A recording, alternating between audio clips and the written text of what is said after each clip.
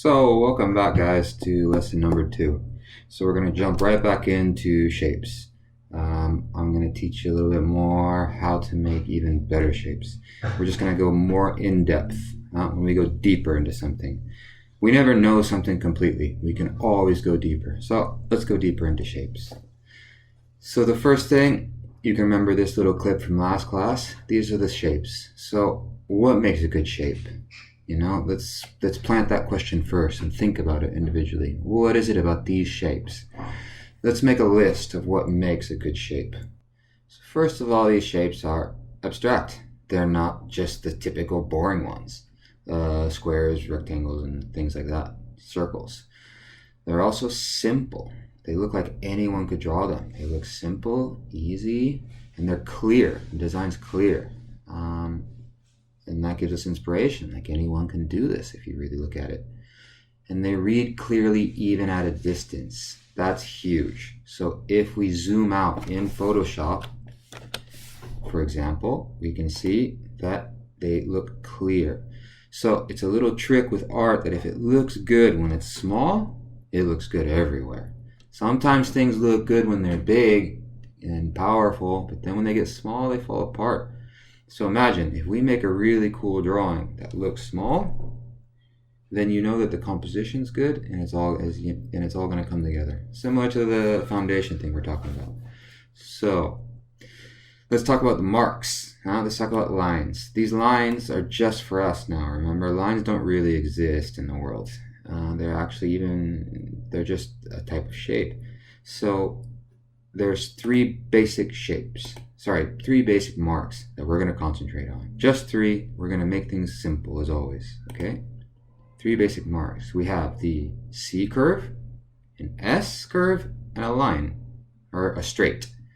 With these, you can make anything, and it becomes very simple like this. You can only have to focus on three things. Look at these shapes again. Let's go back. You can check it out. These are made with just that.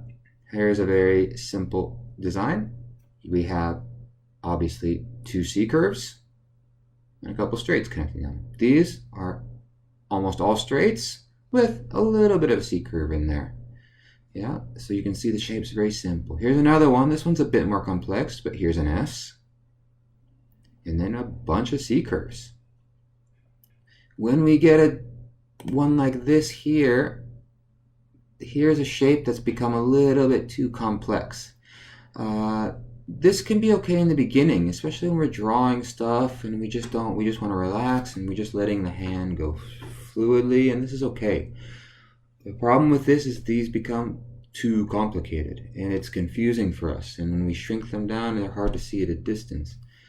So when you have too complicated of a one, that's okay for the first draft, when we're doing a first draft. Then the second step is to simplify. So let's take a look at how we can simplify it. So here's an example, first of all, of it just being too messy. Look at these messy, they're not clear, it doesn't quite work.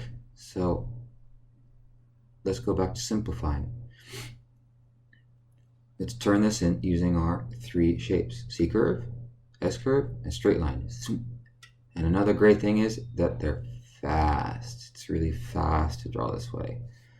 Okay, so nature, for example, when we're drawing from nature, when we're going to start doing eventually, nature is extremely complex. There's no way you can draw all the details in nature. And you're never going to make anything that looks as cool as it was in real life. And so what we're going to do is design.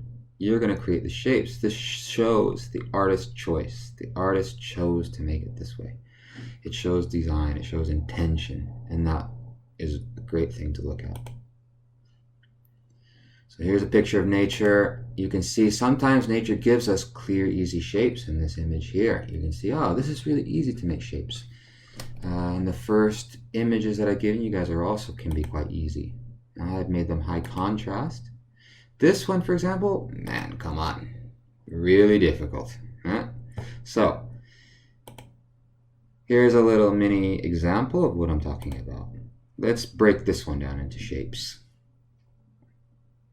What we have here is a painting by John Singer Sargent, one of the greatest ever.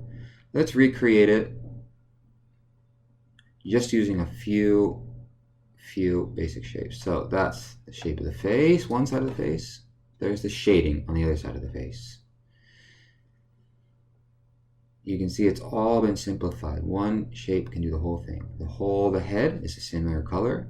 These are the midtones here. These are midtone. Midtones are like the grays, okay? These are like the midtone areas.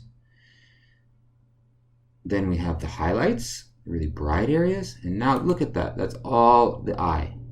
And you know, it's just one shape, but it actually gives a better idea of an eye than trying to draw the detail. This is a really good example, combining a bunch of shapes to make the whole eye shape. The beard, the necktie. I'm going to take those shapes and reproduce them. So here we are, layering the different tones on top of each other. The lightest to the midtones to the darks. And there, you can see it. This is 90% of drawing. If you can get this, it's simple, it's great. And from here, everything else is easy.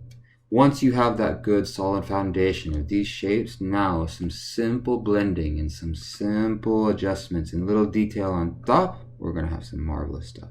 So, that's it for this lesson, and let's move on to the demonstration.